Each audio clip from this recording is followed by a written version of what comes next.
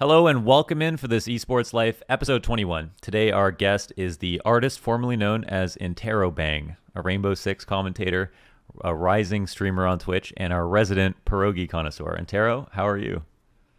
I'm well. I like the Prince throwback. I Yeah. always think those are appropriate to make. So thank you. I'm Nope. good. Haven't eaten as many pierogies as I'd like though, being over here in Poland. So I think you might have built me up a bit too much on that one. Okay. Well, maybe if you switched to a real esport, you could afford to eat more pierogies. Got Maybe it. one Thank day. you. That's huge compliment. Yep. How many tier 1 events have you worked last year? Wow, this is not a pissing contest, okay? This is not a measuring. We don't need to. I don't have anything to prove. All right, I don't know where this animosity came from. All right. Okay. Okay. All right. So, and for the people who may be new to the podcast, this is the first ever live episode. And the goal of the podcast is to kind of create an archive of backstories for your favorite esports personalities, for the fans or just maybe people who have aspirations of working in esports. I'm sure you've talked to many people who have asked you about advice for getting into the scene or what it's like being in the scene.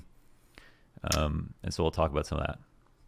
Yeah, it's really weird when people ask me about it, when it's like I've been involved in for a year and a half and I kind of just landed in here because of bizarre happenstance. It wasn't like it was a planned thing, unlike a lot of other people. So could that have gone wrong? Like you just got thrown into it. If you didn't kind of take the opportunity by the horns a year and a half ago, could you have messed it up? Could you got pushed out? I mean, I suppose so. Like it was a really interesting period, and I'm happy to, because I know you're still in the middle of the intro. I'm happy to revisit this, but it was a series of really strange events that landed me here. It was all extraordinarily good timing. It's like the planets aligned. So, there was a shortage on talent. There was really very little amateur talent that was up and coming. The Pro League broadcast was being condensed to try to meet deadlines, so they needed additional people to come out. I was in a position where I'd actually was in the process of just leaving a job. I was just about to start, a program at university, and I had all this ability to just cut all my ties. It was very interesting. So I took it seriously because I realized, like, when everything lines up like that, you got to at least give it a shot, and I liked it. How did you know you were going to be a good caster? Did you have the gift of gab? Did someone tell you? Did someone in esports say you've got the golden voice? You need to start casting this game.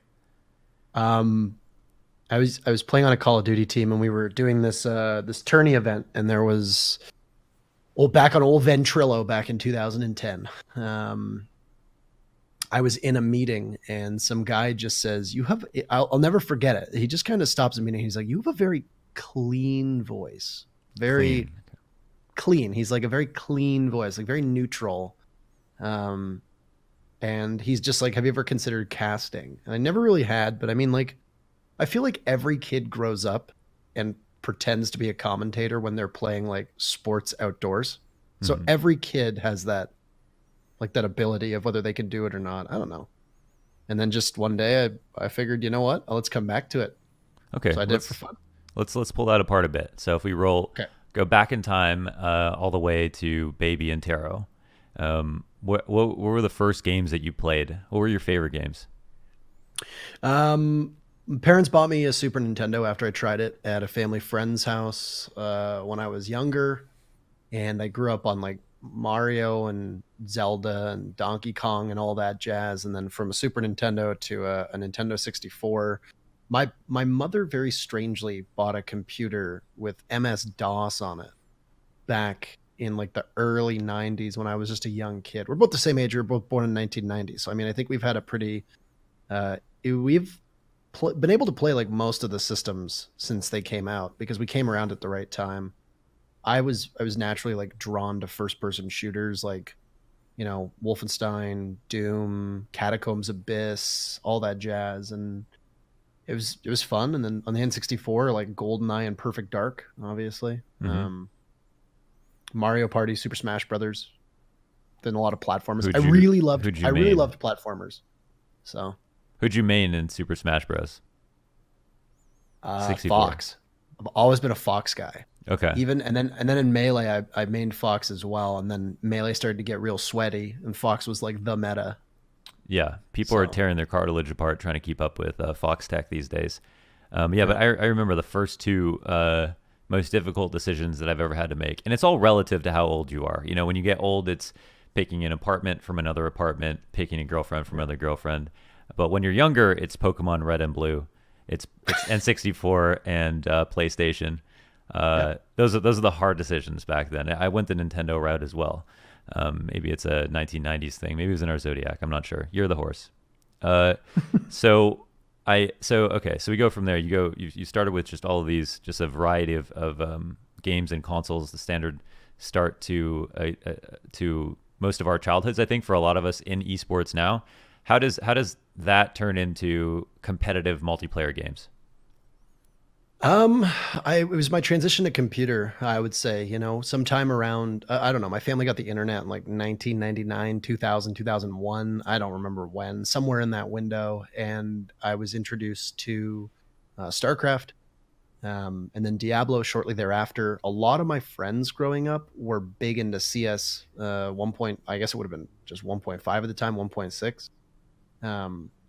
They were really into Counter-Strike, and my mother was always not necessarily the biggest fan of realistic violent games at the time. I mean, if you're playing Doom, that's one thing, and you're playing Wolfenstein, like that's one thing. But you know, then you're getting like 3D graphics, and you're watching Counter-Strike, and you're like, oh my god, you're killing real people. You know, it looks so realistic. And I don't know. I kind of stayed with like StarCraft and Diablo 2, and I've always been a fairly competitive person, just in my makeup, in the sense that it's like, when I do things, I strive to be better and continuously improve. And I think that kind of puts you down a path of real competition.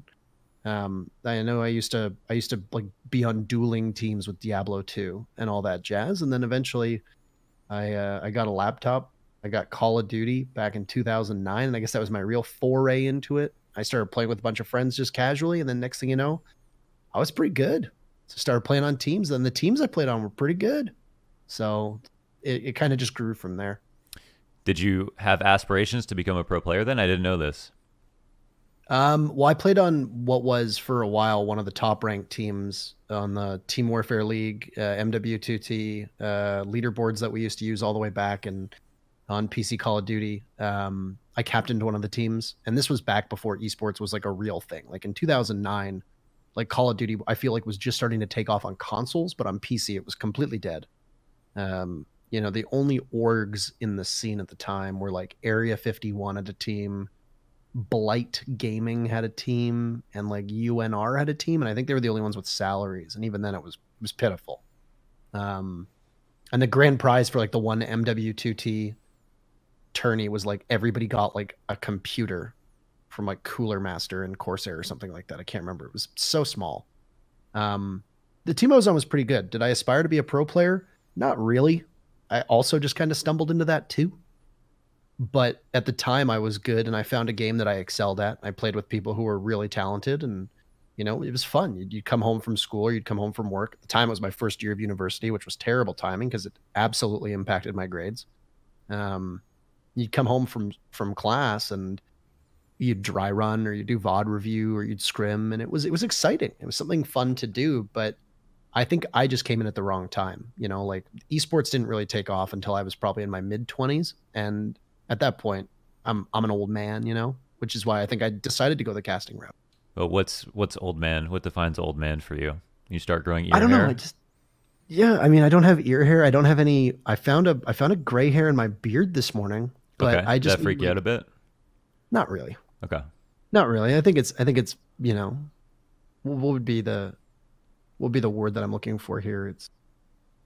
I feel like I'm starting to like mature. It's becoming. You know, it's very becoming of me. Yeah. I don't know. I feel like I kind of stopped gaming as well after like 2000, after Call of Duty fell off. I was playing TF2 casually, and like that was it. I didn't have like a real computer for like 3 years, and then I built one. And I got into the swing of things, and I came back. I was playing like Rocket League and Overwatch, and then I started playing Rainbow Six, and things just kind of clicked. I really liked the game, so I stuck with it. Okay, so right before university is when you started playing somewhat competitive Call of Duty on top ranked teams. So it's just around in the high school days, right before university. So university, like I started playing it like 2 months into university. Yeah. Okay, so we're talking it came out in November 2009. 9. Yeah. 2009. And then when you got into university, grades, you had that struggle between balancing your love for games and your love for grades. For the first year, definitely. It was also a difference of, it was a big jump up from high school. I felt like I don't necessarily think that high school, either I didn't prepare myself the best or high school didn't prepare myself the best, but I think that's really kind of a user thing. Like your own mileage may vary. But the way that I saw it was, it's just like, oh my God, you don't have to go to class if you don't want to. Oh my God, like you don't have to listen in lecture if you don't want to. Like nobody cares. Like you're in a lecture hall with 200 people. Everybody's got their laptops out. You could be doing whatever you want, and I think there was definitely a lack of discipline there on my part for that first year. I righted the ship afterwards, but I mean, the first year was a struggle because it was me trying to figure out how far I could push, without it directly impacting me. So this is where the storyline diverges a bit, because you go from having a foray with esports to some degree, but esports doesn't blow up in 2009. People are still working for free. Pro players are not making enough to have to be able to make a livable wage. And so most people who are going to be responsible are actually going to, go off and do something else. What were you in school for? And tell us a bit about your degree and then where that led you after. I enrolled at a university in Toronto to do it was a double major honors program, originally in political sciences and economics, and then I dropped out of economics and changed it to international development after the first year. I also made the mistake of picking a lot of morning classes in that first year, and that was hell. So I changed after that to more afternoon based classes. I don't know. I was always really interested in politics, and I've been involved in politics since high school. I did a lot of volunteer work. There wasn't a lot of money in that either, if any.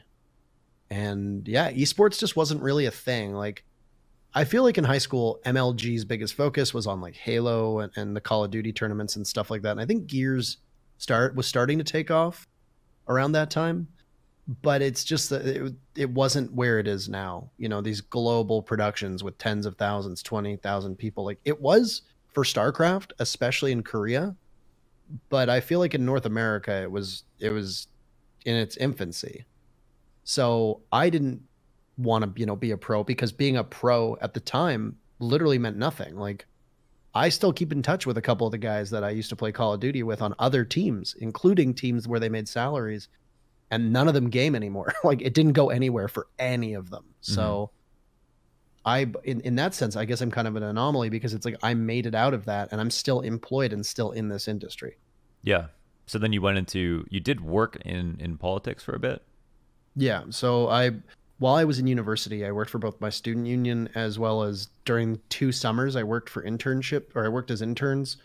I worked as an intern doing internship stuff down at Queen's Park for the provincial legislature, doing just like basic like light policy stuff, basic intern stuff, and it was definitely an eye opener. But I think what it really did was it cemented my dislike of the politics side of things, not necessarily the policy side of things. Mm-hmm. And that's pretty true to myself. Like the only reason why I was interested in politics to begin with was the ideas aspect of it. I thought that the whole idea between horse racing or horse trading and like politicking and stuff like that was absolute shit. I think it's nonsense. Good ideas, in my opinion, like shouldn't need people to have to bargain and exchange favors, but that's just a part of the system. And I got frustrated with it. I found it really cliquey. So I kind of just one day, I literally dropped out of school. I tore up all my memberships. I quit all my jobs and I moved 3,000 kilometers to the Rocky Mountains, and I lived there for 2 years. Bad breakup? No, it was just I wanted to change. I felt really restless, and I don't fault them for it. I wanted to drop out a year earlier from university, but my parents were like, just give it one more go. And I tried. But after I got about halfway through that year, and I was like, why did I do this? Like I should have stuck to my guns. And, I realized at that point that I have the freedom to do this. I went out west. I paid off all my debt. I paid off all my student loans. I had a great time. Got to travel a lot. It was my first time being on a plane, which freaks a lot of people out. The first time flying was when I was 24. I don't regret it at all. Wow. That's actually interesting. Let's get a little divisive here now to delve more into that. You left politics because you didn't like the politics side of things. Yeah. Wouldn't you agree that you in even in our profession, you don't necessarily escape the politics side of things.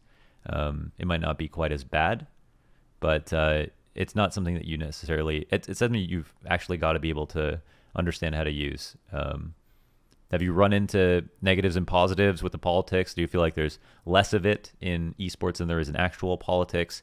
Do you like it? Do you hate it? What are your thoughts on politics and esports? I mean, politics is going to be everywhere, right? Politics is life. There are people with differing opinions and people with power. As long as there are people who have, strong personalities with any form of leverage or, control over other people, there will be political decisions that will be made. It doesn't matter what industry it's in. I worked in the service industry by and large for at least every year from like when I was 18 until I was, 27. And there's so much politics in that. It's an incredibly emotional industry, and there's lots of politicking about things like shifts and wages and all that jazz. So you can't escape it. But I mean, imagine the politics that exist in esports. Things like who's going to cast what event, who's going to get what salary, who's going to cast the finals, who's going to get represented on this show, who's going to go to that show instead, all that jazz. But now imagine that you're politicking around politics. Not only are you dealing with people on the other side of the political spectrum who you have to try to meet with, but you also are politicking with stakeholders. That's corporations, unions, non-for-profits, etc. Then you're politicking with the bureaucracy because you have to try to make good on the random rank and file who are just government employees who don't have a political ideology, but they're there to carry out what you want. And then you have to politic in your own office to make sure that things are being done. And then on top of that, you also have to ensure that the policies that are being made and presented by you in a certain ministry, etc., is also being accepted by the rest of the caucus too. There's like 8 different layers of it, and it's exceedingly tiring.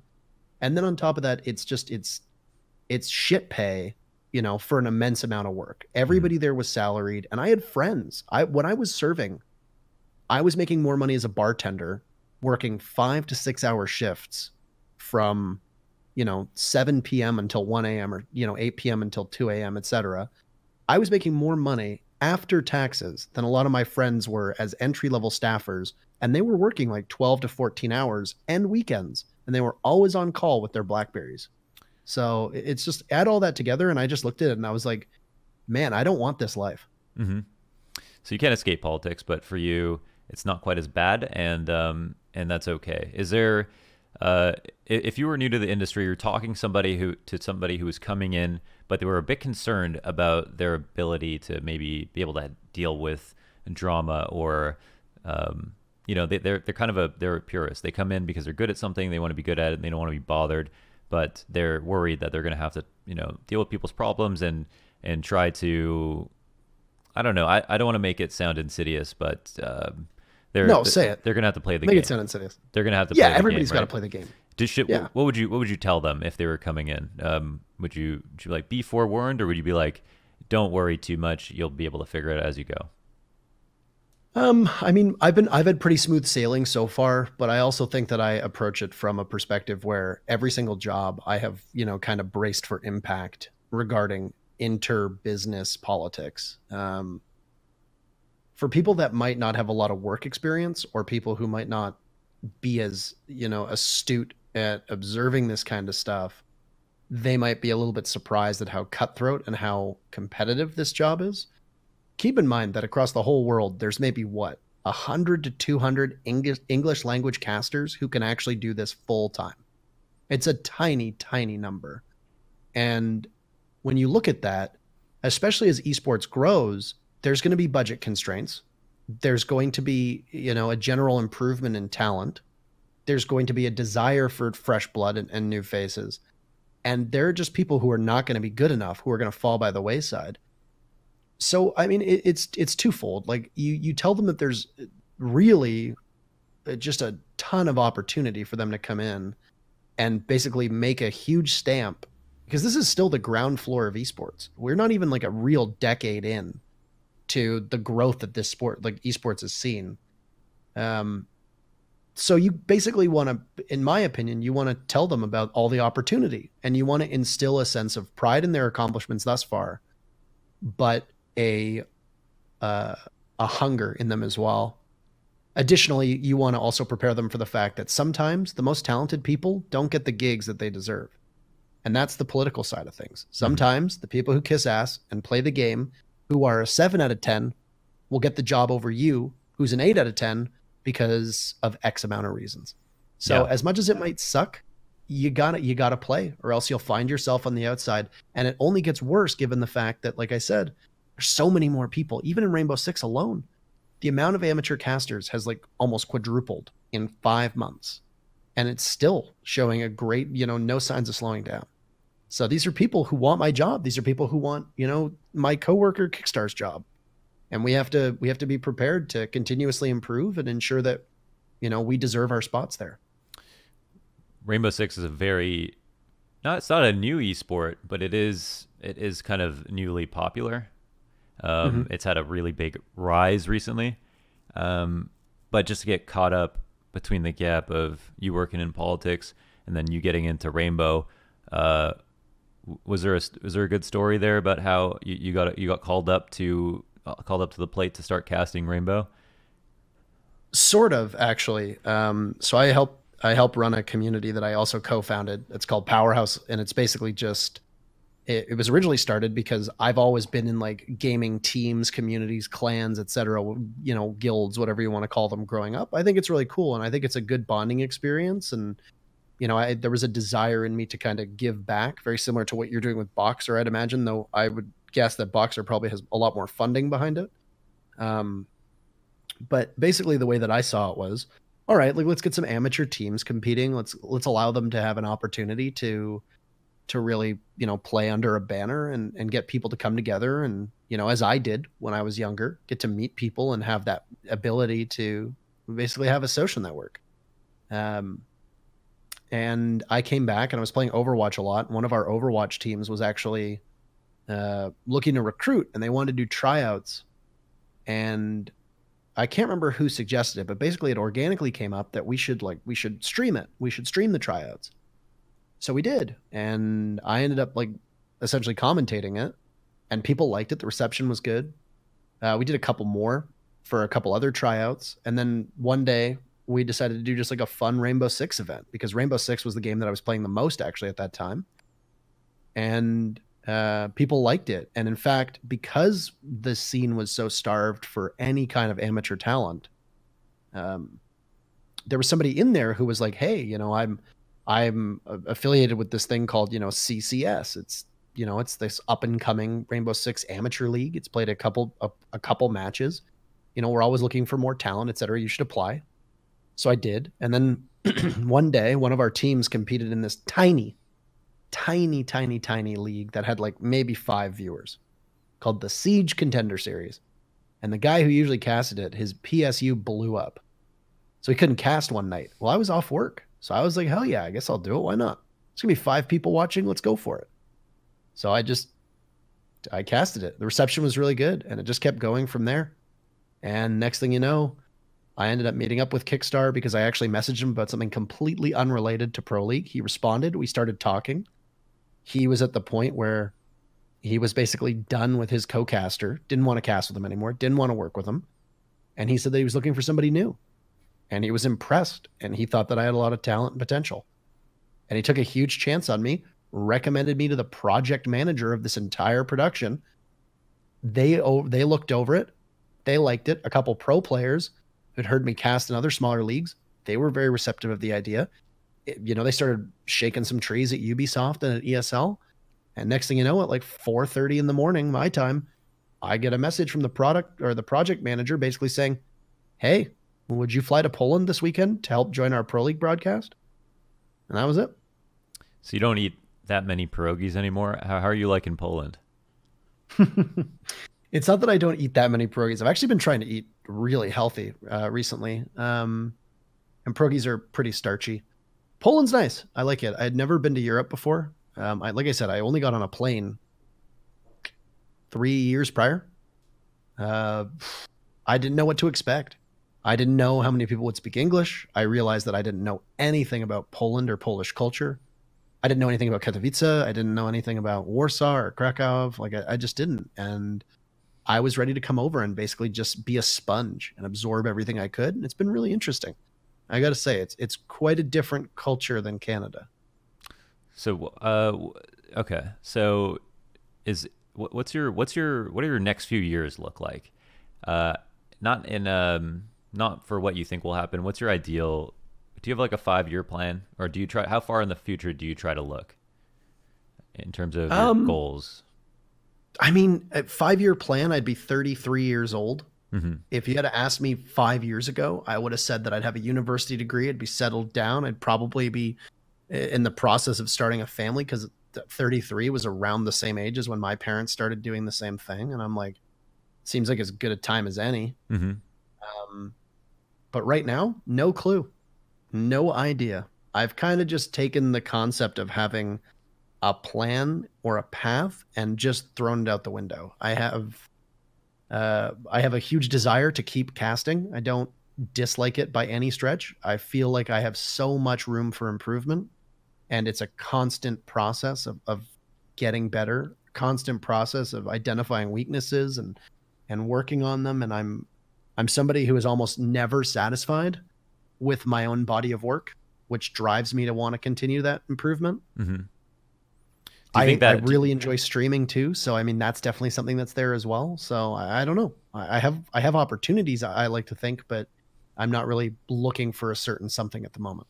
Do you think it's the competitive drive that has had you most, I guess, that has influenced you most in sticking with casting and becoming kind of the best caster that you can be?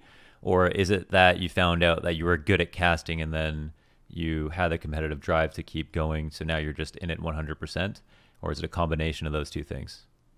I think it's a combination, but I'm also the kind of person who I've never really been inundated with compliments and things that boost my confidence prior. And it's kind of a new feeling. And I don't say that as a downer, but it's just that, you know, I've never really worked in an industry, and I've never really been in a position where I have received this amount of praise. And I don't really know if I necessarily deserve it. I think, like I said, I think I have so much more to improve upon, and I'm very harsh with my own abilities. But the feedback has definitely helped keep me in it.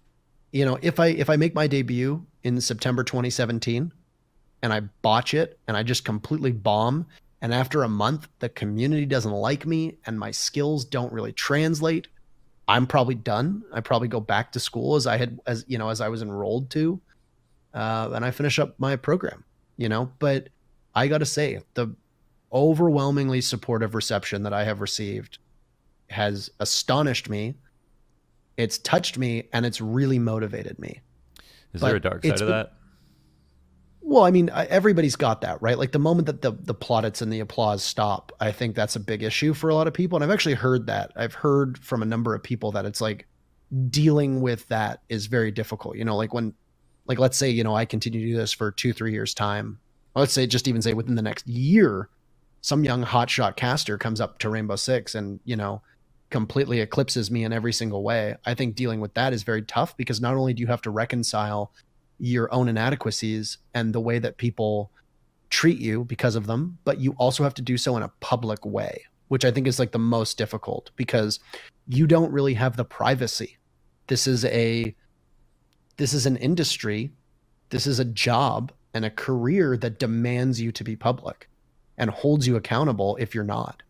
Rightfully so, but trying to come to terms with somebody, you know, I guess beating you is very difficult alone, especially so when there's, you know, possibly tens of thousands of people watching. And I think that is really motivating. When I see people come into the scene, and we have, like I said, a huge amount of interest, not just from amateur casters, but there are so many people from other games who want to come over and cast Rainbow Six. And these are people who are much better mechanically skilled casters than me. Their game knowledge and their understanding of Rainbow Six, the community, might suck in comparison, but these are people who've worked hard and established themselves at the top of other games. Am I threatened by that? Yeah, kind of. But more than anything, I'm motivated by it because I like the idea of a challenge. I don't like complacency. You know, comfort is the absolute killer when it comes to improvement. The moment you get comfortable, you start to fall into bad habits. I see all this new blood and this fresh blood, and I think to myself, how can I improve? Where are my weaknesses? Because now there's even greater threats looming in the background of people who might come in and take this job, or people who might come in and, you know, force me out, etc. And I just I'm motivated by that. It's that competitiveness, like you said. So I think it's twofold. Have you ever asked yourself why you? And this is something that Hiko said in a Valve documentary. We used to do player profiles at majors, and Hiko asked a really good question. A former Team Liquid player, and he said, everyone has to ask themselves, why is it me and not somebody else? Have you ever asked yourself that question? Why me and not somebody else? I think that the right man at the wrong time can make all the difference. If I can borrow that quote, in keeping with the whole Valve theme there. I hope I got the quote right. I hope it's not the wrong man at the right time. I think it's the right man at the wrong time can make all the difference, if I recall. I don't know. Chat will correct me on this, I'm sure. I think both work, to be honest. I mean, they both do in this circumstance. I came at a really good time. Like I said, the amount of English-speaking amateur casters who were even casting low-level games, not even, and I don't say this to be rude, but we're not even talking like skilled, just period. The amount of English-speaking amateur casters at that time could probably be counted on one hand. Across Europe, across APAC and Australia, across North America. So if you were good, even if you weren't great, but you were just kind of okay, you'd set yourself apart because there really wasn't that much competition. And I mean, for me, I like to think that almost everything I've done has kind of built towards being able to speak on my feet and speak well. You know, I worked as a server. I worked as a bartender. Conversation is the cornerstone of that job, along with your choice of words, your efficiency with those words, knowing that you have to meet deadlines and be able to get stuff done within a time frame. All things that apply to casting around. You know, when I was in politics, I was extraordinarily outspoken. I participated in a number of like model United Nations stuff and mock parliaments when I was growing up. So I'm very accustomed to being able to speak on my feet strongly with an audience. I've never really been frightened of public speaking either. I don't really care if there's 10 people or 10,000 people watching me. So I think all of those things have probably helped prepare me for this industry, as much as there's a lot of stuff that I just don't think can prepare you. I think coming into esports, especially commentating, there's just a lot of stuff that you can't be ready for, and you just have to learn it as you go. So you think it's like your confidence and your speaking ability that separate you from other people. What are some things that hold you back? You wake up, some days you have a proverbial bad hair day, and there's not much you can do about it. You do everything else right. You could exercise and do your vocal warm-ups and eat the right food, and then you go cast and the right words don't come out. You're not able to unlock your vocabulary. What is the key to consistency, and how do you deal with bad days? It's tough. There are some days where I definitely wake up and it feels like my brain has just not come out of its cage for the day. And it's very difficult to get it out. There are casts where I'm definitely sitting in the studio and I'm thinking to myself, like, I want to be better and I can't quite vocalize what I want to say today. And it's maddening because it just feels like it's slightly out of reach. I don't know the way around it, to be completely honest with you. I haven't been able to find a way. Thank God it hasn't happened to me at any LAN event. And I think a lot of that is that LAN kind of imbues you with this adrenaline that nothing else comes close to. And people don't really understand what it's like to cast at a LAN event until they actually do it. And it's a really big wake-up call for a lot of talent, myself included. There's a lot of stuff that you learn about yourself, about your enthusiasm levels, about your abilities when you're stress testing it in front of thousands of people in a live audience. But yeah, that's a good question. I don't really have a lot of advice for that. There are just some days where some days you just have to make sure that the ship sinks slower than it is, I think. And You can lean on your co-caster. One thing that I really try to do before each broadcast, if I feel like I'm waking up and I'm foggy or, you know, words are slipping away, I try to talk as much as possible.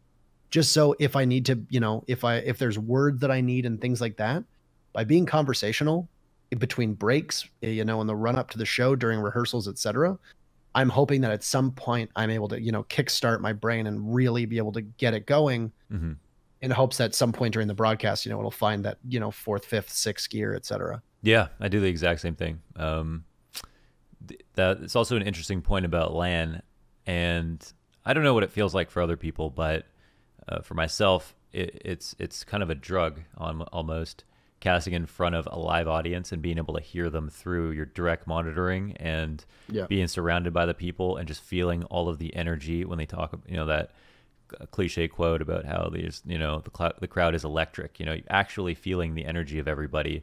It's just this feeling that you can't get when you go back to casting from your room or casting from a studio, but you've still got to cast those games like they're the most important games going on.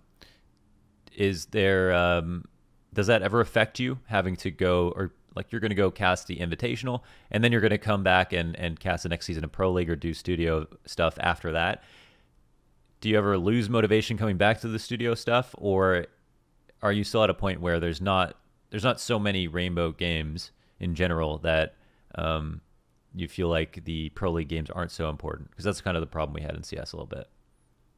CS is interesting because from conversations that we've had, from conversations that I've had with other CS talent, it's funny because CS Pro League is not really seen and heralded as like the top, right? You have so many LAN events, you have so many majors, you have so many live events as well, that it's just, Pro League is kind of the redheaded stepchild that exists because it needs to, but in all reality, it's kind of inconsequential to most people. And you know, I'll be honest, I don't think the move to Facebook really helped it in terms of viewership either. And because viewership gets lowered, I think also to a certain extent expectations do as well.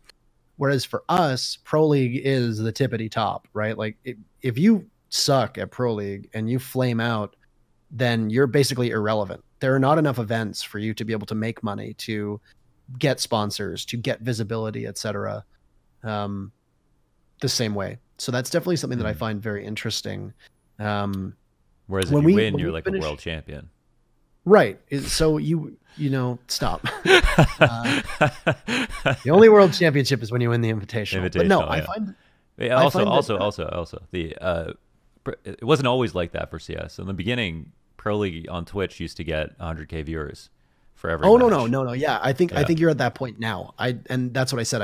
I think as it's kind of gone on and more events have happened, then it's very different. But you know, for us, the way I see it is that when I come back from a live event, I'm actually energized, and it's kind of a high that carries through for a couple weeks, because it's so fresh in your mind, and you're thinking to yourself, like, I can't wait for the next event. This is awesome. I'm just so overjoyed to be able to cast this. I don't come into a studio and think to myself, oh, this is shit. Where are the people?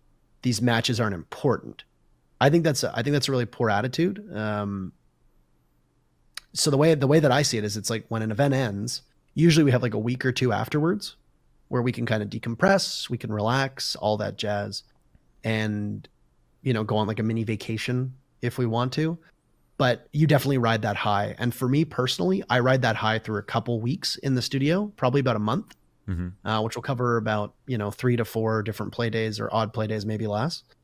And then it's not that you get you get unenthusiastic, but it's just you go back to normal levels. You revert to the mean and you go back to where you usually are. And then it kind of ramps up towards the end of the season, knowing that another event is upcoming.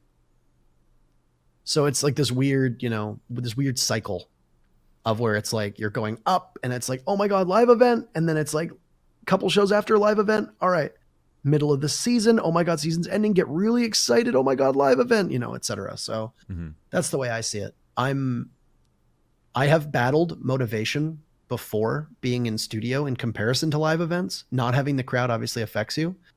So I've been trying to be more invested in the players and in the teams, and setting a higher floor for my energy. And that's actually been my biggest focus over the last month of our super month, was working hype and energy and genuine enthusiasm into the broadcast more. I think I've been doing a I think I've been doing probably a better job than I expected, and the feedback's been really good. But it's definitely something that's been an endeavor of mine. So it's about kind of raising that baseline performance. So you've always got a somewhat consistent product. Do you play a part in developing some of the younger talent when it comes to casting, or have any hand in the, you know, the ability to get somebody hired or give someone a chance or give someone a platform? Is there anything that you do with somebody who has, you know, more experience and obviously more connections and more influence to have other casters come into, whether it be Pro League or just some other tournament, or give them a chance in some way? I try to keep a good finger on the pulse of upcoming talent. I think a lot of people do, in large part because you want to see what your competition is and what's going on in the amateur scene, but also because Rainbow Six is growing at such a speed that we are still starved for, you know, endemic talent. And I say endemic talent because, like I mentioned, there's a lot of people who want to come from other games to Rainbow Six. But I've been pretty unimpressed with some of the efforts to learn the game from some of them. Some of them I think have transitioned over pretty effortlessly. Blue, for example, I think has made a really strong impact. I think he's been an excellent hand to have on board. But I think there's a lot of people who really underestimate how hard it is to learn this game and understand it at a top level. And it requires serious research and serious homework that I don't think a lot of, you know, people who want to be variety casters or who just kind of want to come over for an event here or there really understand how big of an, you know, an undertaking it is. So I try to keep an eye on the endemic talent, and there's a lot of really good ones coming up. I'm consistently encouraging different casters to apply for community casting roles through ESL, to do go-fors and, you know, putting names forward for Challenger League broadcasts. You know, I specifically asked to cast with Stokes at the US Nationals, for example, because he's somebody who I think has a lot of potential, and I really wanted to work with him because I wanted to try to help him and teach him along the way. Flynn was somebody who, you know, I'd only been a Pro League caster for about a month and a half, and Flynn was a good friend of a friend of mine. And they said, you know, oh, this guy's up and coming, you know, we think he's got a lot of potential, etc. And I sat down and I watched 2.5 hours of Flynn's VODs one day between Pro League matches, and I literally critiqued the ever-living shit out of it. I wrote down all of his strengths, all of his weaknesses. I indexed it with timestamps, and I sent it to him, and I gave him as much thorough feedback as I could. And now Flynn is probably the most Pro League ready amateur caster that's out there right now, who's had countless experiences that are, you know, well suited to his talents and his ability. I kind of have this mindset where I think we all benefit from having a more robust set of casters in the wings, and I'm trying to keep an eye out on as many of them as possible. And to people at Ubisoft, to people at ESL, I try to push their names so that we can get fresh faces getting these opportunities, because I think it really strengthens the scene overall. What's some stuff that you can point to that would mark a Pro League ready caster? There's not a lot of conversations about what makes a good commentator. What are some stuff, for example, with Flynn that you gave him criticisms on? What's some stuff that you gave him feedback on that he improved upon that could be applied to just people in general that are trying to get good at casting? What are some common mistakes that you see? What do you think actually separates the best commentators from the good commentators, and what makes a caster special? Rainbow Six is extremely hard to spectate and really hard to cast because it's so chaotic, and the spectator system that we have, frankly, doesn't help us at all. You know, I was watching a lot of the IEM minor from the studio here, and I was just so many shades of envy with how easy it is to visualize what's going on in Counter-Strike. You know, I think it's a perspective that a lot of casters don't have. Like, you know, MOBAs are so easy to spectate. You know, Counter-Strike I think is exceedingly easy to spectate. I think that Call of Duty is really easy to spectate. I think it's quite challenging in Overwatch. But Overwatch, as long as the casters in Overwatch get a dedicated overhead cam that they can refer to, I think it's a lot easier for them. We're handicapped by only having one spectator system.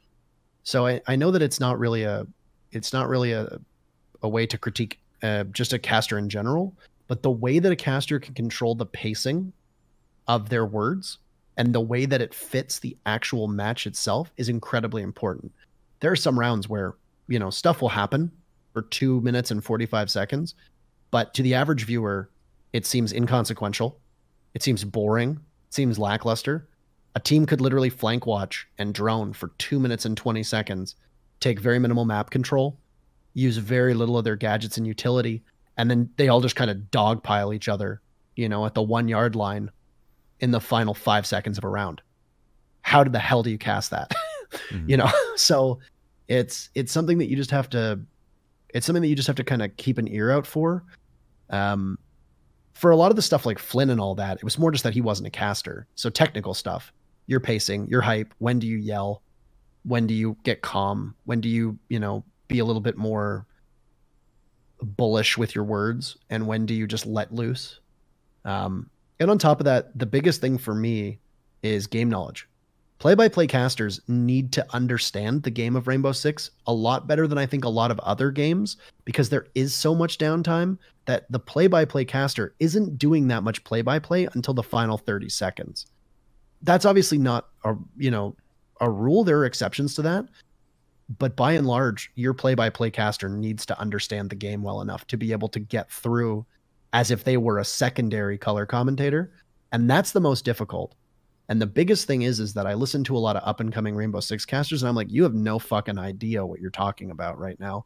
And I appreciate the fact that you're trying, but you can lean more on your co-caster and try to maybe do a bit more play-by-play and describe what's going on, and then let the person who knows the actual analysis of the game be able to break it down. There is a remarkable amount of room for analysis. This is, you're saying, longer rounds, more utility, a lot of stuff that doesn't have to do with shooting, a lot of informational plays that get made, tons of stuff to talk about that is not kind of it doesn't help to use play-by-play to highlight those things. And what the craziest part is that in Rainbow you don't have a mini map, whereas in CS I could cast with only a mini map. I think 60% of what I talk about comes from looking at a mini map. We'll have one monitor that is just a mini map, talking about rotations and talking about positioning and, you know, some of the more nuanced details about how somebody moved around a box or where their crosshair placement was. That stuff is great to speak about, but you couldn't carry a cast with only that. It's actually so much more important to talk about the bigger picture and how to draw the storyline from that perspective. Is that in the pipeline? It feels like there is such a big audience for Rainbow Six and a big player base, but there's still a lot of catching up to be done in terms of how much emphasis is on the esports side of things. Are some of these changes coming? Do UB prioritize these, or is that stuff kind of under wraps? I hope so. I hope it's coming. Right now we only have one spectator slot in game. That's it. Which is very limiting. And when we're watching LAN and we're on LAN, we have 2 spectator slots. So usually the color commentary will have the screen in front of them, very similar to you had at your desk in IEM Katowice here for the minor. You've got a monitor right in front of you that is literally just a top-down view of the map, so that, you know, Kix or Emzo can look over at it and know where everything is. And even just having that helps the spectating aspect as well, because, you know, the spectator can refer to that and then be able to make changes to the main spectator cam as well. I think that a replay system, a possible free cam, I think all that stuff would make life so much easier, just additional spectator slots. And I think there is a very hard ceiling on this game that is currently set by how much more work needs to be done to be able to view this game correctly. Because you're not only talking about sightlines, you're talking about what can happen with gadgets, you know, at any moment. We're talking about people being able to literally kill people through 2 floors. That's prearranged. You know, like, this kind of stuff is not just, it doesn't just happen randomly. C4s that can get arced, frag grenades that can get dropped down. Like, this stuff is predetermined and premeditated, and we lose it because we just can't spectate it, because we don't have the tools to do that. We don't have the staff to do that. We don't have the resources to do that. And it's extremely frustrating. You know, it's very, very frustrating. And I know that it's a priority to improve the spectating experience, but I have no idea how far along they are. It's been something that we've actually been very much in the dark about. And I really hope that there's a light at the end of that tunnel soon, because the sky's the limit, I think, for where Rainbow Six is right now. Viewership has literally tripled in the last year, and the player base is continuously growing. But we're going to be held back by some of these things that were never in the top of mind for Ubisoft, because they never anticipated this game being an esports success. And now it is. So they have to kind of scramble to catch up. And I think they're doing an excellent job given the circumstances, but I'm very impatient and I want this stuff now. So yeah. I mean, you've got players who want to be able to watch demos. When I watch Rainbow, I just think, oh my God, here's a game that has way more to look at than CS in terms of utility and map knowledge, and yet you can't flesh out all of the meta of every round without, and the most you can do is watch a VOD and get that single perspective and guess, I guess, for some of the perspectives, what might have happened there, what wallbang affected what, or what was droned, what wasn't, and then try to use your memory to complete the rest of that information. There's just so much there. When I look at Rainbow, I'm like, oh my God, the meta has so much farther to go. You've also got maps that remind me of CS in the early days.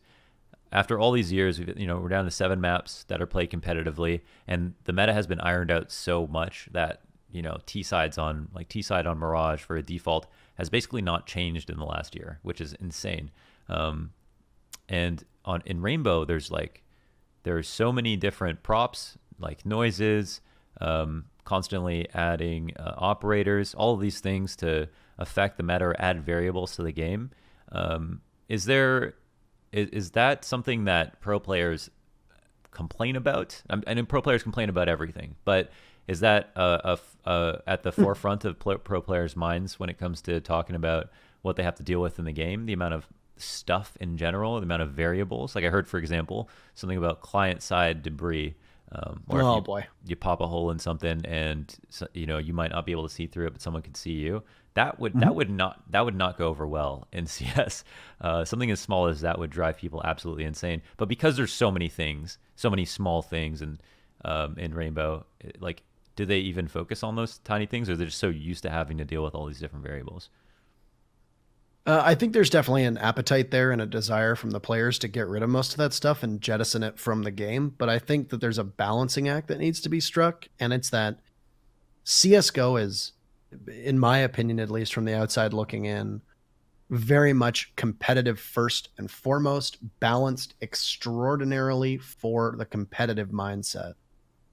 And Rainbow Six has an enormous casual player base that don't consider the placement of certain props that could possibly disrupt a sightline. They don't care about certain textures or the way that a certain soft wall breaks, etc. Something as egregious as client-side debris, which, by the way, got me killed today playing on stream. You can go to punch a hole out of a barricade, and it the wood just kind of sits there. But on somebody else's screen, it might have fallen down.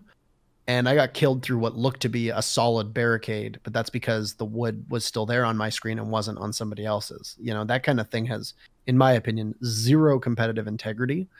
But I mean, you don't really have to worry about that on LAN because everybody's got the same perspective because you're playing on LAN.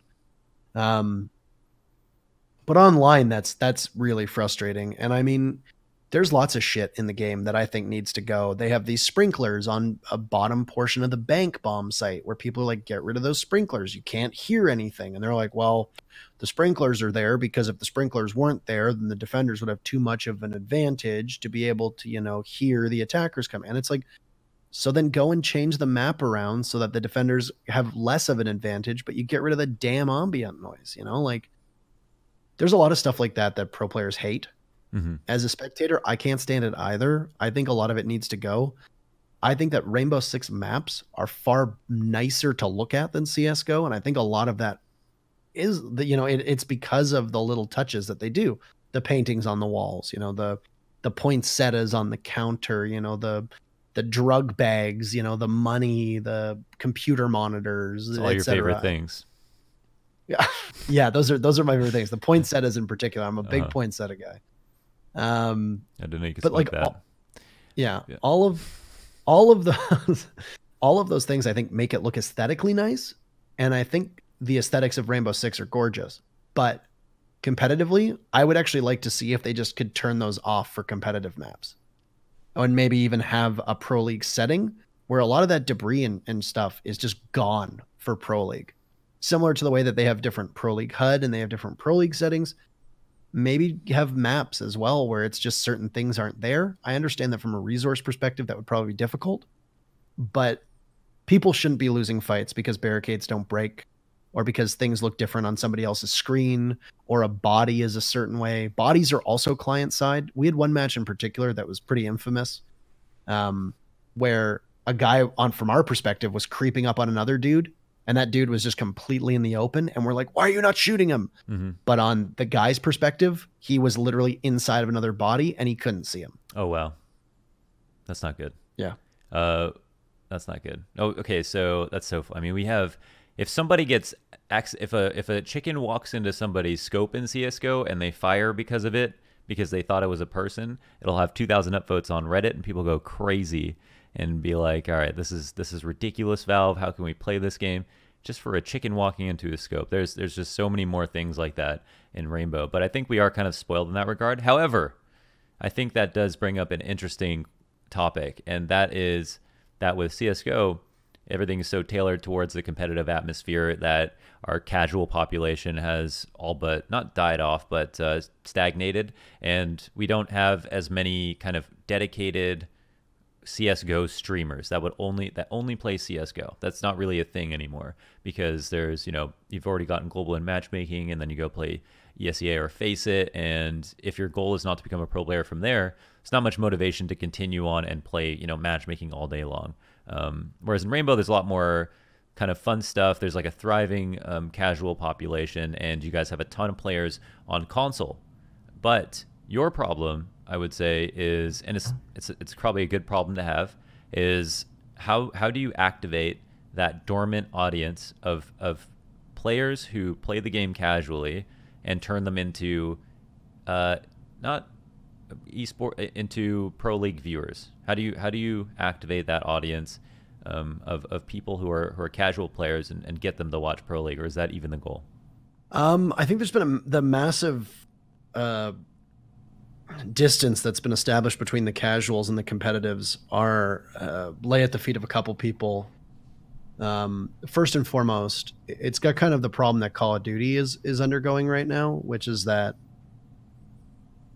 the game's ranked system does not reflect Pro League in any way, shape, or form. We're starting to see movement on that front. That SI playlist that they came up with, the 6 Invitational playlist, basically uses Pro League rule set, and the overwhelming majority of all the feedback on both Twitter and Reddit is very positive. So I think there's a groundswell of support around the idea of moving the Pro League rule set to ranked, and it's something that I'm very hopeful that Ubisoft will implement. Because let's face it, you could be the best player in the world who plays this game at the highest level of ranked and is the best ranked player that's ever existed.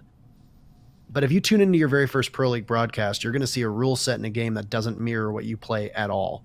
And I think that there's a major disconnect there because of that. And I think that, trying to align Pro League with the way this game is played is a great stepping stone for people to get involved in the highest level of competitive play.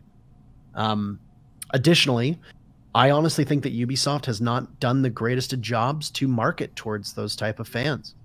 There's no esports presence at all on the launch screen, period. You've got, millions of people who play this game every day, and they have no idea that a Pro League exists unless they go looking for it. And I think that's inexcusable. And I'm hopeful that gets addressed as well. And we've been seeing that, actually. The whole way that this 6 Invitational has been worked has been excellent. You know, we've got brand new splash screens. We've got the Road to the SI playlist. There's been marketing for it. They've released a trailer for it. Like, it's been great.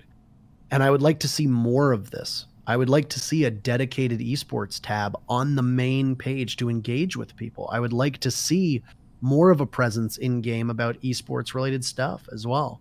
I think all of that can go, because I think there is definitely an appetite to bring in a greater wealth of the player base, but that player base just doesn't know it exists. It's not that they know about it and they're hostile to it. There are certainly a not insignificant number of casuals who feel that way. But I think another greater issue is that 30 to 40% of this player base probably doesn't even know that a Pro League exists. They don't know about any of it. Mm-hmm. And I also think a lot of it lies at the feet of consoles. Console players, in my opinion, play FPS games totally differently than PC players. Overall, console players are far more casual in how they play and digest their games. I don't, you know, if you want to market, you know, Rainbow Six as the pinnacle of competitiveness and that you want to balance it all around that, you're going to piss off the millions of people who play this game on casual, just full stop. You're just going to. And there's only a couple ways around it, I think. Outside of slowly trying to ease people into it, like this current playlist is doing, I think the only other real step is to just do it and hope that people stick around and hope that your PC player base stays high. But I don't necessarily think that's a great idea monetarily for Ubisoft. So I think right now they're doing the best they can with the resources they have, and I don't envy them. But I still think at the end of the day, there's a lot of steps that they can take to try and appeal to and cater to the casual side of the Rainbow Six players. Can you appeal to the casual side of the aspiring pro player side of the player base without compromising the integrity without compromising the kind of fun that a casual player might have? Is it a zero-sum game, or is there a way to both make the game kind of more serious?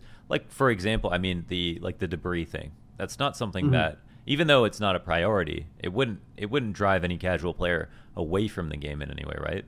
Are there a lot more changes like that could happen? No, and that's the thing, is it's like there's a lot of stuff that both the casuals and the pros hate equally. You know, that whole client-side debris and stuff like that, nobody likes that. It's not a mechanic of the game that is deliberate nor particularly enjoyable. The problem is that it's optics. It's not necessarily a yes or no answer to your question, for the record. Most of the game is currently balanced for the highest level of play and is still greatly enjoyed by casuals of all skill levels. The problem is that when you suggest changes to operators that are fundamentally broken or incompatible with high-level play, the casual market, rather than realizing that that operator will probably be in line with all the other operators they like, they freak out. Because it's not so much necessarily change that they don't like. There's a huge swath, like I said, of this player base who are just openly hostile to Pro League. And they're openly hostile to a competitive mindset spoiling their game.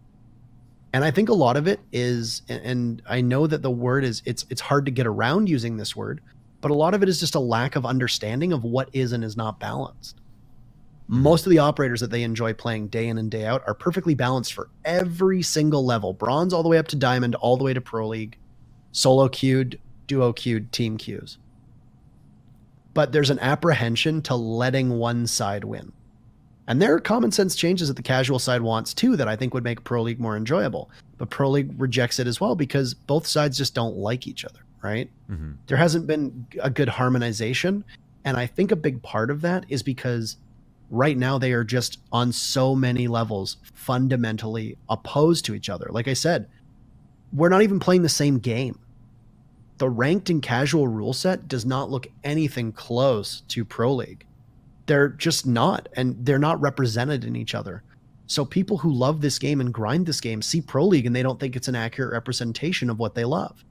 Whereas the pros who play this game day in and day out see ranked and casual and they don't think that's an accurate representation of the game they love.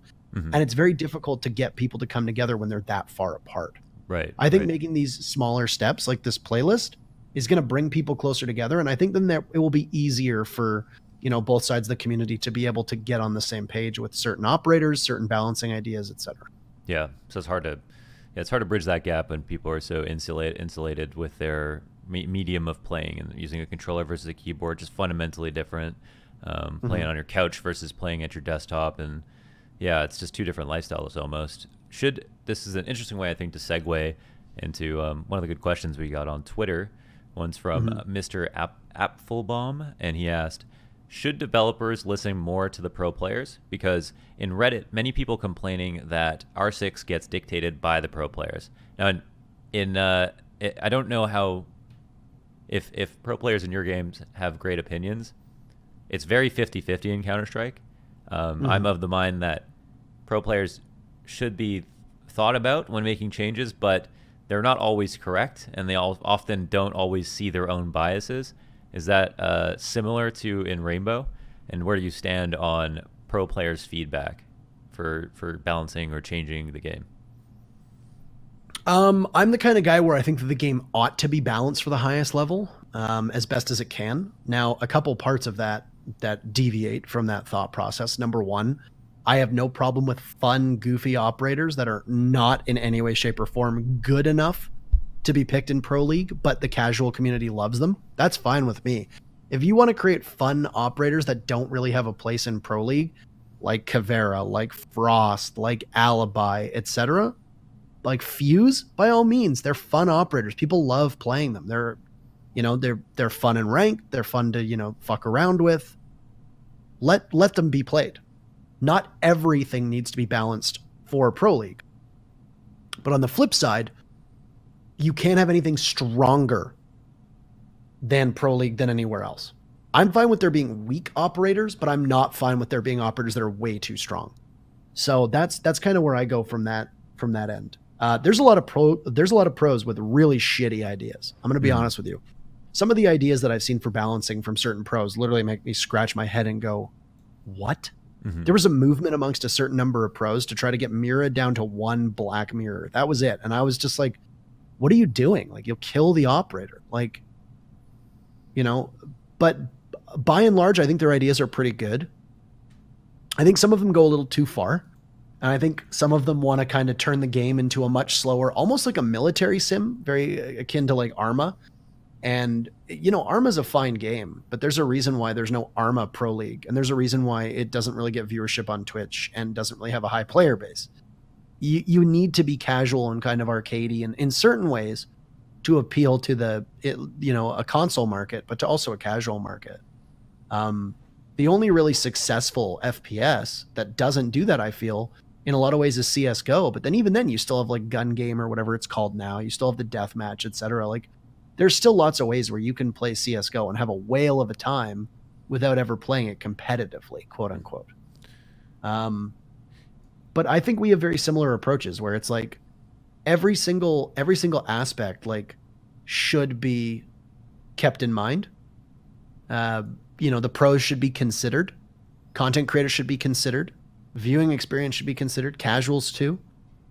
But I don't necessarily think that one of those segments deserves the most say. That was a very good answer. I can't really build on that. I just kind of mirror the sentiment, and it feels like we've got very similar player bases. Hey, I've got something for you. Okay, you've been talking about toxicity in esports, and you've talked about it thoroughly. There's a lot of content for people to absorb. I think what was the podcast that you did, in case people can go and find your opinions on a lot of that stuff there. It's on my Twitch channel. I do this thing called Bang On, which is just a play on what used to be, the artist formerly known as Interro Bang, as you put it. I do this podcast called Bang On from time to time. It's very ad hoc. It's just if there's something that is pertinent to the scene, I will usually go on and rant about it. But I basically did like an hour talking about everything from supporting streamers who have to deal with it and how it gives you a bad look for your product to more levers that can be used in game for people to be able to report this kind of thing, to, curbing the amount of people who can do it. And because there are a lot of ways that people can, fuck with you in casual and ranked. And there was ways to maybe take that away without completely and fundamentally changing the game. Yeah. Because team damage is incredibly important, especially with certain operators. you know, so there's definitely ways around it. And anyway, I don't have a link handy. It's not on YouTube or anything. I just saved it as a highlight on my Twitch channel. Okay. But it's, I don't know. I talk about it a fair bit because it's like, I've always been the kind of guy, whereas it's like, if a game's player base gets overrun with shitty people, then it's very hard to take it back. See, this is what I wonder. Now, granted, I see like immediately that in Rainbow, it's super easy to grief. It's just so, it just seems so frustrating, and they're like it's effortless. It's crazy. Yeah. Like even in CS, I think if you do team damage, it's not 1-to-1 to if you were to damage somebody else. But in Rainbow, it's just like the full amount of damage. Like I accidentally shot someone in casual, and they just immediately shot me back, and I didn't even shoot them on purpose. Like I was just shooting past them, and I guess people are just so used to it. Like he just turned around and immediately lit me up. I was like, all right, man, I'm sorry, but you didn't even give me time to apologize. But what I would like to, and this is more of a statement than anything else, but I feel like people are so biased when it comes to their community versus another community, as if there isn't overlap in a lot of the communities. I really don't feel like, or I would argue against people who would say that one community is better than another community. I think to some extent you can cultivate some of the personalities and the way people are, but to a large extent, it's just more people. It's just other people. And I think that the reason that people see so much more toxicity in another esport, so if someone goes from CS to Rainbow or Rainbow to CS, I think they see way more toxicity, not because they're so used to the kind of players in their game, or they have just like some kind of anecdotal bias because they didn't get it randomly in their game. I think it's because I think it happens so much because they go into a new game and they're bad players, and people at the casual level or low ranking level are way worse than people who are more serious about actually winning and are therefore higher ranked because of it. I think a lot of the casual players are a little bit younger, a little bit more immature, and because they don't care as much, are going to be more likely to have fun by any means, whether that's like messing with their teammates or or whatever, throwing. I see it a couple ways. Number one, I think I even said in my speech, like Rainbow Six is not any more toxic than most other games. In fact, if anything, I would think that Overwatch has a much more miserable experience to play than Rainbow Six. The golden era of League certainly had a much more miserable experience than Rainbow Six. But I think you hit the nail on the head right at the start. There's just so many opportunities to grief. Mm-hmm. The impact that you can have to ruin somebody's game in Rainbow Six is so disproportionate in comparison to almost every other game. You know, team damage is not reduced like it is in CSGO. You can smash everybody's gadgets. You can just continuously run out and feed. You can cost people cameras by pinging and giving away their position. You can scream over the mic. You can wipe out an entire team repeatedly. You can down people and then have them get finished off by the enemies. Like there's so many ways that you can ruin somebody's day in Rainbow Six that you can't in other games.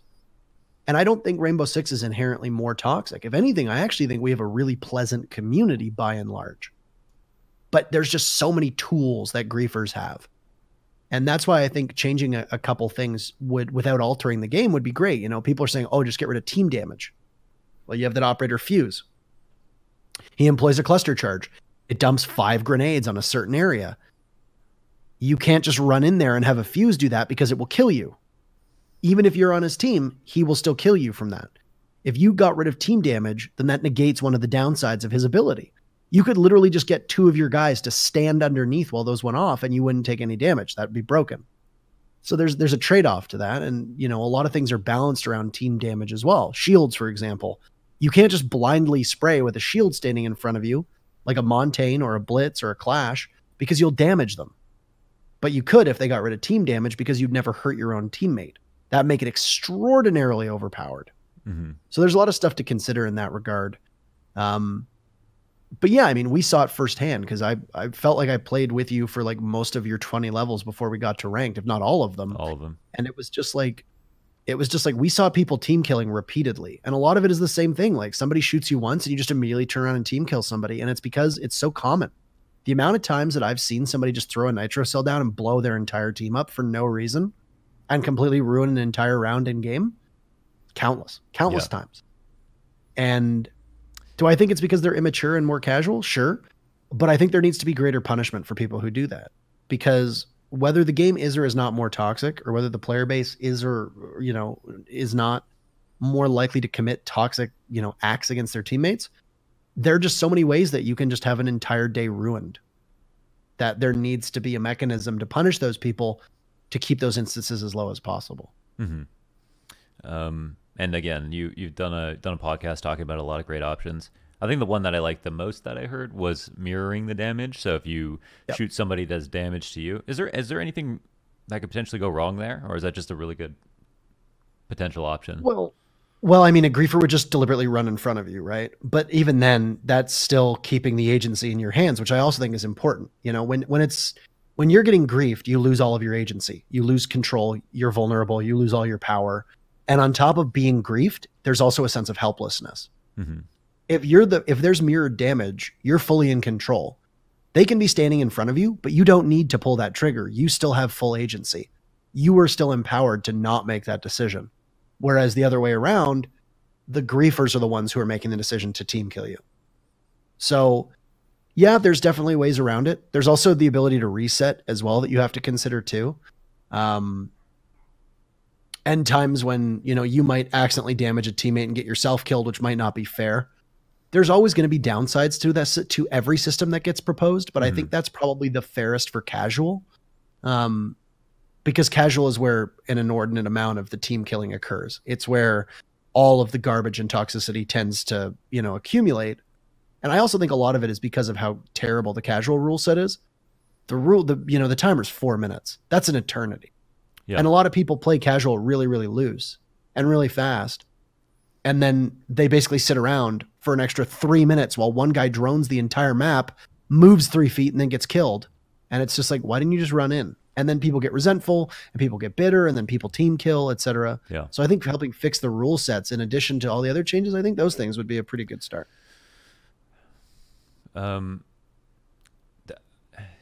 Yeah, I think it's definitely stupid to say that because no option's perfect that you shouldn't look for more options, or you shouldn't try to employ different changes and look for better changes even if they're not perfect. That's for sure.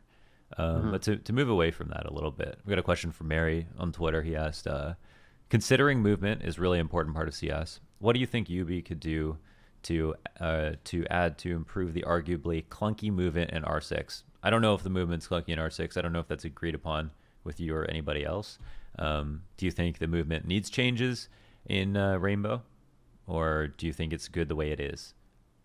I think the side-to-side movement and stuff like that can be clunky, but overall we're in what's being called, the fits of a QEC meta, which is Q and E are the lean buttons and then C is crouch, where operators are literally bobbing left and right, left and right, left and right, up and down, and are basically unkillable because you don't know where to shoot. Center mass, you try for a headshot, who fucking knows where you're going to end up landing a shot. Mm-hmm. And I don't think that's clunky at all. If anything, it's far more graceful and far faster than most shooters' movements outside of maybe Call of Duty or Titanfall. If anything, I think that Siege's movement right now is a little bit too quick. I don't think the netcode was built for it. I don't think the game was built for it. I don't think there's any strategic aspect to somebody literally looking like they're breakdancing in front of you while they have full control and they have zero penalty to both movement as well as aim. CSGO, how much of a penalty you have to aim when you're moving. Yeah. And Rainbow Six, it's just not there. You can be sprinting full speed and you have very minimal penalty at all. You can be fully ADS'd and walking at the same speed as crouch walking, and you don't have any disadvantage to do either of those. Yeah.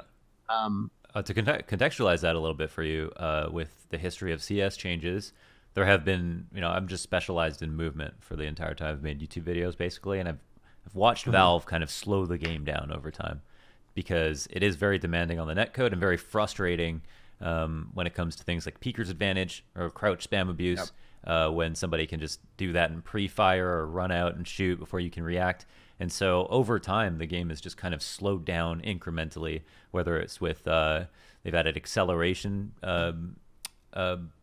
bonuses or debuffs to, or not debuffs, they've added de-acceleration, to weapons that are heavier, so you can't peek as quickly with them. They've slowed down ladder movement speed. They've done a variety of these things. They've actually helped over time, and funnily enough, like to not to without improving the netcode, they've made it so that there's less complaints about the netcode because they've made the game move down to a pace that's kind of reasonable and gives you time to react. Yeah. But somebody asked something about crouching, which I thought was interesting, and I actually want to ask you about this. The Rainbow is an FPS game, but it's got colors of MOBA in there. Like there's a ton of operators, a ton of options. There's no jumping, so it's kind of like this. It's kind of like a MOBA with verticality and shooting in some way, like an FPS MOBA. Is that a fair way to characterize Rainbow?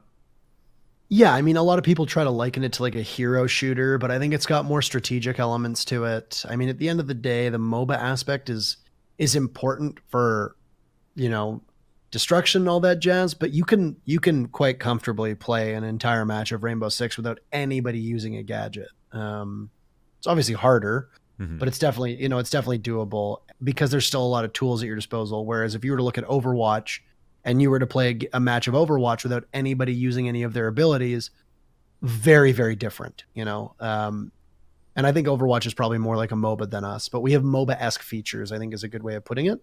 I still think it's more of like a tactical FPS team shooter with MOBA abilities or a MOBA-ness to it. But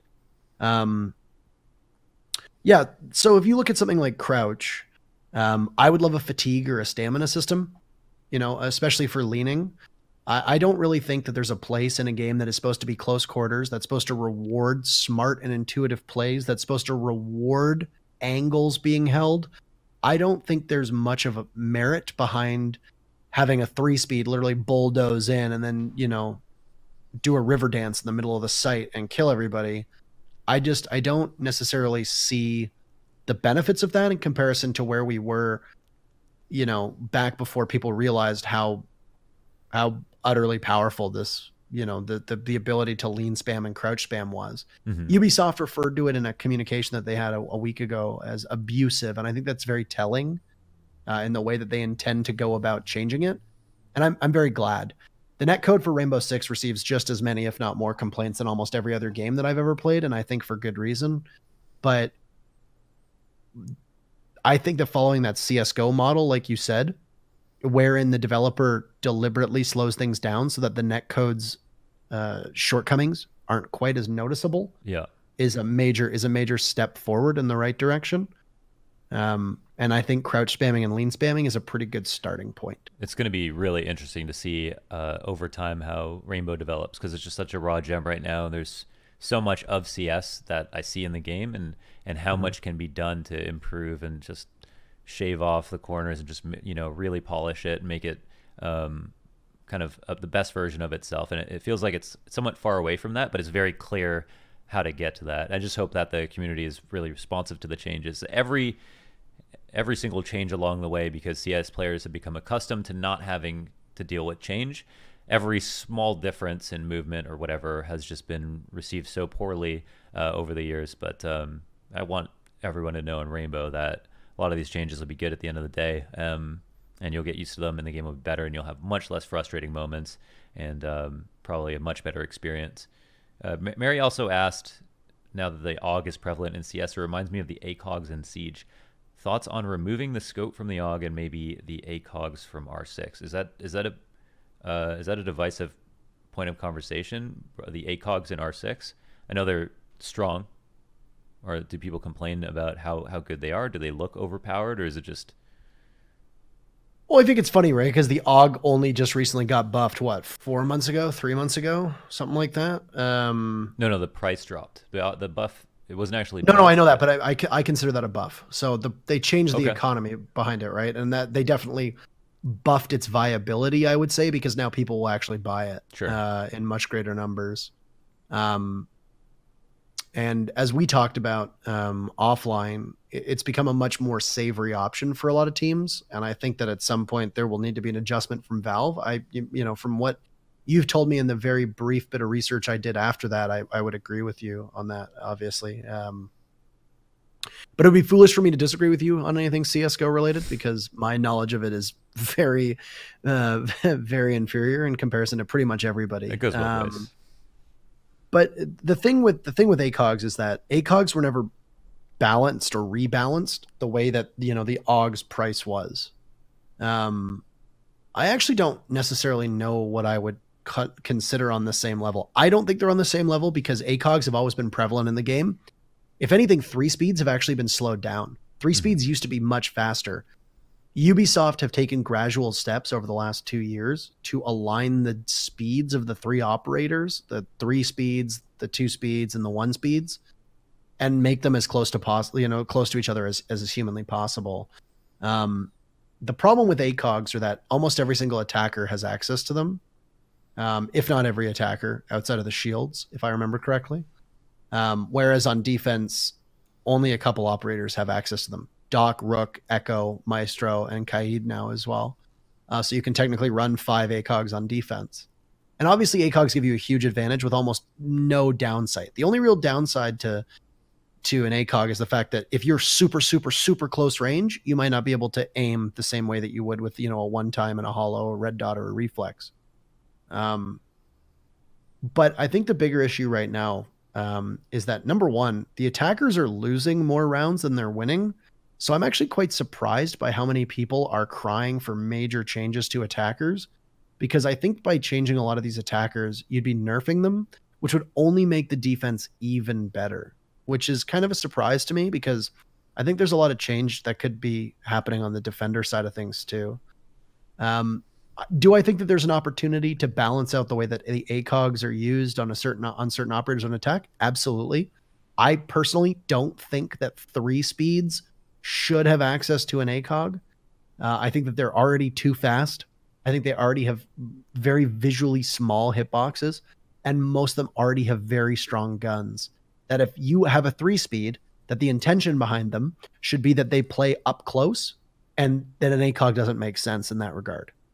If you're going to have a 3 speed whose job is to basically, in most cases, rush in and take fights close range, then make them either, number one, if that's not their job, make them a 2 speed, or 2, take away their ACOGs. But ultimately, at the end of the day, I don't think ACOGs on attackers are that big of a difference or that big of an issue in comparison to a lot of other things in the game. And it certainly wouldn't probably be in my top 5 or top 10 things to look at right now in the game. You've had a super month. Is that what it was called? Super Yes. month. What was it? 25 broadcast days, something like that. 6, 7, and 7. So 20 days. So we did 20 shows, not including the 3 days of qualifiers, which a different team did. So our studio did 23 shows in, I think, 25 days or something like that. 24 days. That ghastly exhale that you just had really, I think, sums it up. Is this It was a long stretch. Okay. It was a long stretch. Is this going to happen again next month, or what's the deal with that? God, I hope not. Okay.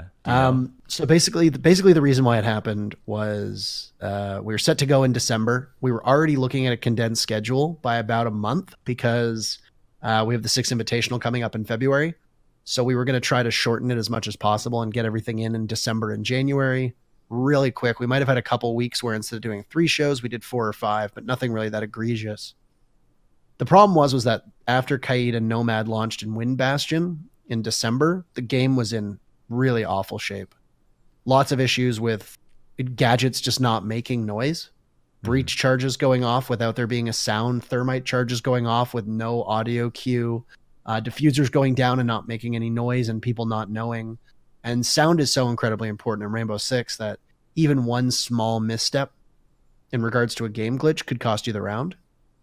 So basically all of December got postponed. Okay. Now, because we'd already postponed February, we had to do December, January, and February all in the same month before we broke for the Invitational in February. And you know what? It wasn't as bad as I thought it was going to be. It was an awful lot, but you didn't really have time to do VOD review as extensively as you want. You don't really have the time to do the prep work that you want. Everybody was really tired. I'm exhausted right now. I'll be honest with you. It's been very taxing, but at the same time, I've also been streaming on my days off, and I've been streaming before shows. So who knows, if I hadn't done that, maybe I would be, with more energy. Maybe I'd be, better rested. But the biggest issue is that because we broadcast for 3 different time zones out of the same office, your sleep schedule is just completely borked. Yeah, just forget about I it, might right?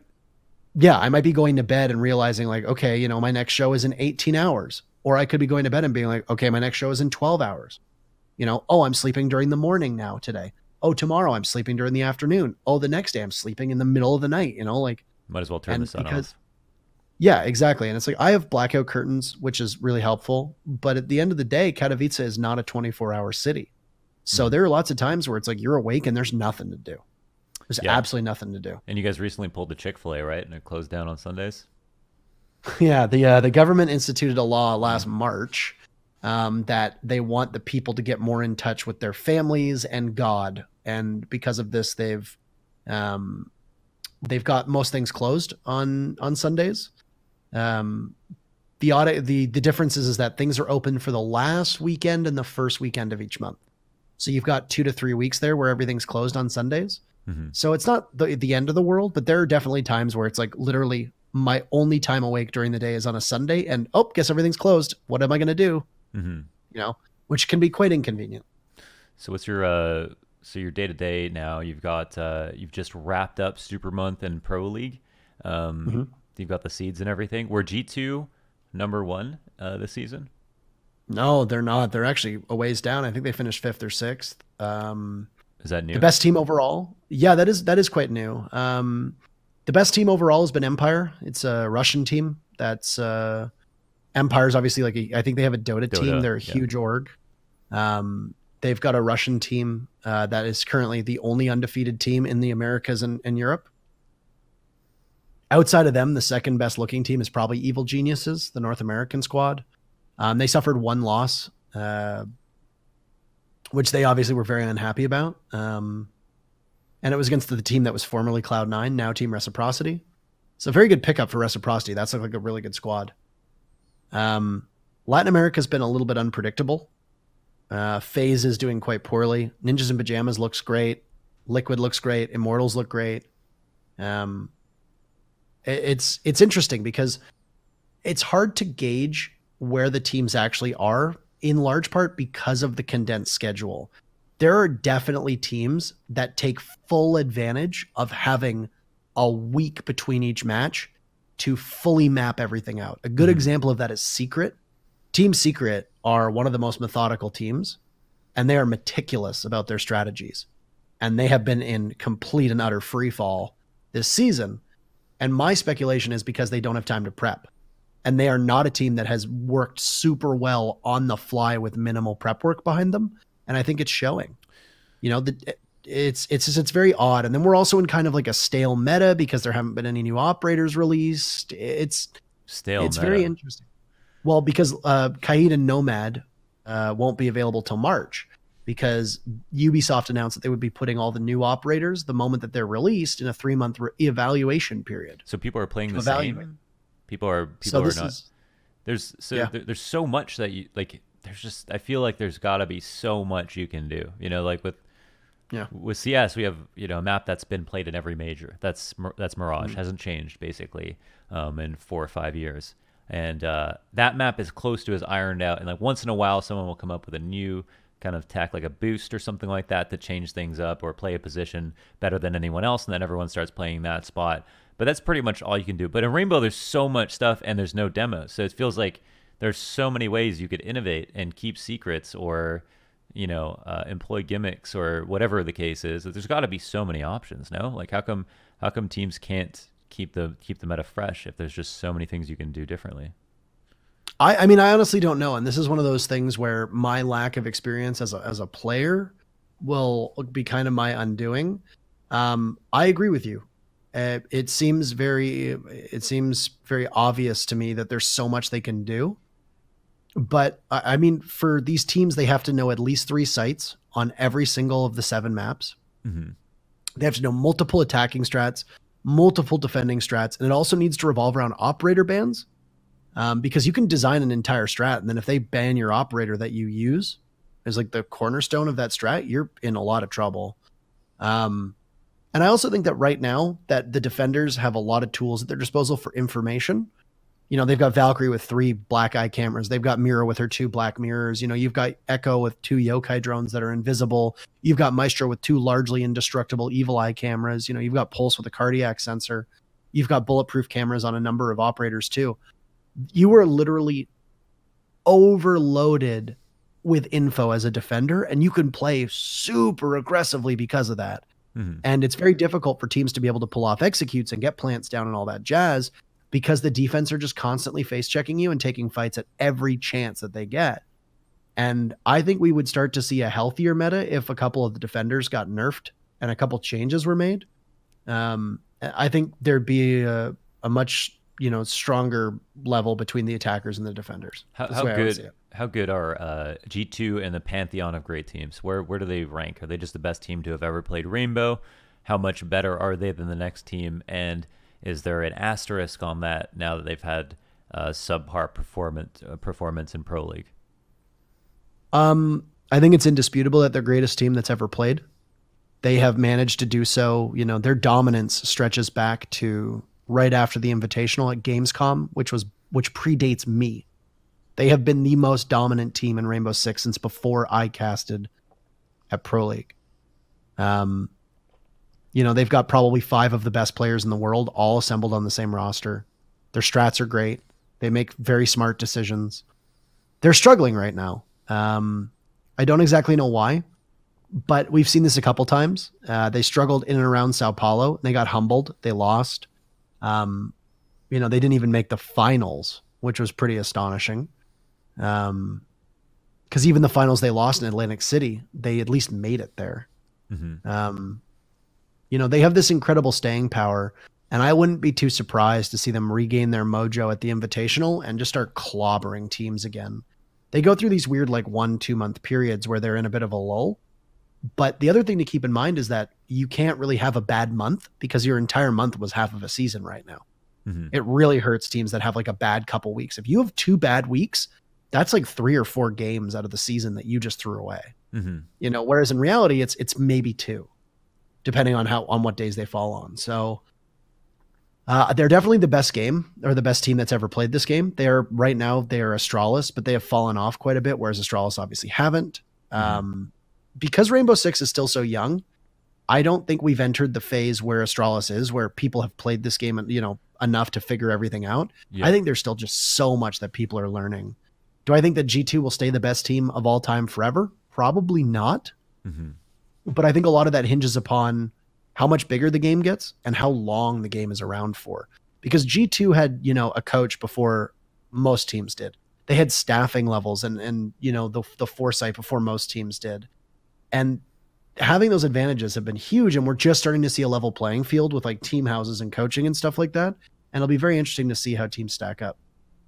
The storyline of G2 and dominant teams always interest me. I think they're very divisive, just because dominant teams sometimes cause not that they don't cause things to go stale, but people get fed up with seeing the same team win everything. But I think dominance just shows it speaks to the skill ceiling of the game, and it shows that you can be that much better than the next best team. In my opinion, that shows that there's skill involved, and I think it's a really good sign for a game, especially as it gets older. I think it's really hard to compare to Astralis with a game that's younger than CS, just because I never thought there would be a team as good as Astralis or as dominant as Astralis ever after NIP. I never thought that would be possible. Now they officially have beaten out NIP in a lot of their records, and have won tournaments versus a much more competitive scene. But I think that is really good, even though it's probably annoying for some people to see G2 being very good. It's really good for the game, I feel like. Yeah, it's getting late here. I have one last question for you that I did ask you before. Why do people call you a communist? It's a great Rainbow Six meme. So basically, one of a former pro player and former world champion. Need I remind people that you get that for winning the Invitational? Just want to continuously keep beating that drum. King George, who's one of the largest Rainbow Six streamers. He and I are pretty good friends. And then one day I was just in his stream and he asked if I wanted to just hop on and join them because they were looking for more people to play in their stack. I was like, yeah, hell yeah, I'll get on. I was like, I'm just going to go make some food first. I made avocado toast. Avocados are delicious. It's relatively cheap. You make it super quick. It's filling, healthy. So he asked me when I come on, he's like, what'd you make? I was like, oh, I made avocado toast. And he immediately pounces on that article from a while ago that said that millennials are killing like the housing market and will never afford homes because they're too busy spending all their money on avocado toast. And he said, oh, I see that you hate the housing market. What do you hate? Freedom? What are you, a communist? Commie-cado over here, eating his communist avocados. And it took off. And I don't really understand why it gained so much traction, but boy, did it ever. And it has never, and I can't, nothing can happen that involves me without some person responding that I am a communist. I am not actually a communist in real life, but I play one on TV. So okay. So why do you always talk about Marx? I have the K Comrade emote as well. K Comrade. Oh yeah, that's cool. Did you make the teeth? You have a thing with teeth where like in your thumbnail you've got like big teeth in the emote using your thumbnail. That's the only one. So that was Okay. So that my thumbnail, like my face with the huge white teeth, come from the fact that we were at a buddy's like birthday party and he proposed to his girlfriend, and all the pictures that they took of us were with the sun like facing us, so all of our teeth and like our eyes were super yellow because there wasn't proper color correction. So when he was editing the photos, he was like brightening people's teeth and their eyes so that we didn't look like we had like jaundice or had never, practiced proper hygiene ever. Yeah. And he sends me a picture and he did it like the crest white, really bright with like a sparkle. And I was just like, I think those are a little too white. Can you just make them look like normal teeth? Like my teeth are like decently white, but not like that. And he's like, hold on, I got you. And he sends me a picture of me with these huge chompers. And I was like, yeah, that's the one. And I just decided to use it as an emote one day because I thought it was a funny picture. As for the K Comrade emote, I don't know what they did. I don't know what they did with the teeth of it, but they fucked with the teeth really hard because I look like a beaver. Yeah. And like, just a bit of an underbite there. I have no idea what they did with the picture. They were editing it and they're like, I said like my teeth look really weird because of how small the picture was. And they're like, we got you. And then they did that. And I was like, why? Why would you do that? You can always count on your subs. That's one thing I've learned. Yeah, I don't know. It was one of my mods who did it. And then I basically just said to him, I was like, can you please fix the teeth so they look normal? And he's like, nope. I was like, all right, I guess this is the emote then. So it's for the people, by the people. It is a very communist way of giving back to my fellow comrades. So we've come full circle. There we go. Yeah. There you go. All right. Well, time zones and all that. It's much later for you than it is for me. I've had a long, good talk. I was actually quite interested to talk about the Rainbow Six meta and stuff like that. It's just stuff I'm constantly learning about, so there's a lot to learn. But thank you so much for coming on the show. Hopefully we can do this again. To everybody in the chat, thanks for watching and hanging out. We had a great time. This camera. Tell the people why they should care about you, Interro.